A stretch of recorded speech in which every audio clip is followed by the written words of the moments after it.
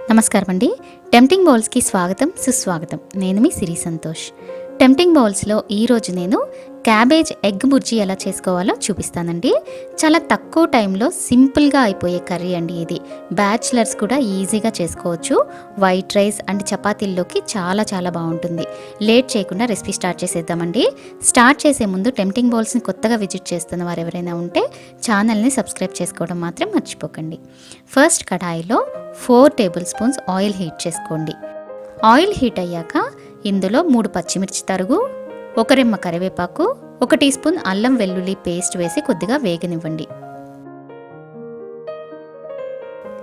తర్వాత ఒక పెద్ద సైజు ఉల్లిపాయ తరుగు వేసి ఆనియన్స్ ట్రాన్స్పరెంట్ అయ్యే వరకు వేయించండి.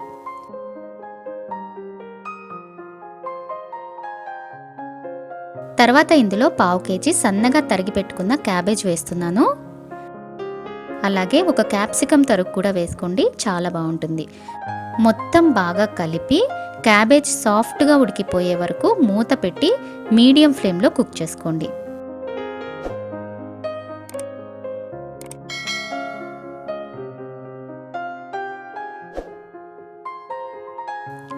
క్యాబేజ్ ఇలా సాఫ్ట్గా కుక్ అయిపోయిన తర్వాత ఇందులో 1/2 టీ స్పూన్ పసుపు, రుచికి సరిపడా ఉప్పు, 1 టీ స్పూన్ కారం, 1/2 టీ స్పూన్ మన హోమ్మేడ్ గరం మసాలా వేసి మరొక నిమిషం పాటు వేయించండి.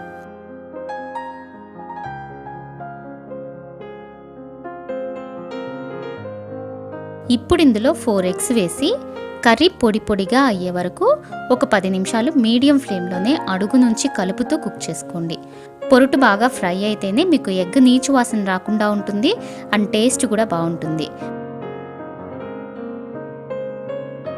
10 నిమిషాలకి పొరుటిలా పొడి పొడిగా అవుతుందండి. ఈ స్టేజ్లోనే ఒకసారి సాల్ట్ చెక్ చేసుకోండి. సరిపోకపోతే ఇంకొంచెం యాడ్ చేసుకోవచ్చు. ఫైనల్గా పిడికెడు సన్నగా తరిగిన కొత్తిమీరని చల్లి ఒకసారి కలిపి స్టవ్ ఆఫ్ చేసేయండి. ఈ బుర్జీని వేడి వేడిగా సర్వ్ చేసుకుంటేనే బాగుంటుందండి. మరి ఈ క్యాబేజ్ ఎగ్ బుర్జీ మీకు కూడా నచ్చినట్లయితే లైక్ చేసి మీ వాట్సాప్ అండ్ ఫేస్బుక్స్లో షేర్ చేయండి. అలాగే ట్రై చేసి ఎలా ఉందో మాకు కామెంట్ చేసి చెప్పడం మాత్రం మర్చిపోకండి.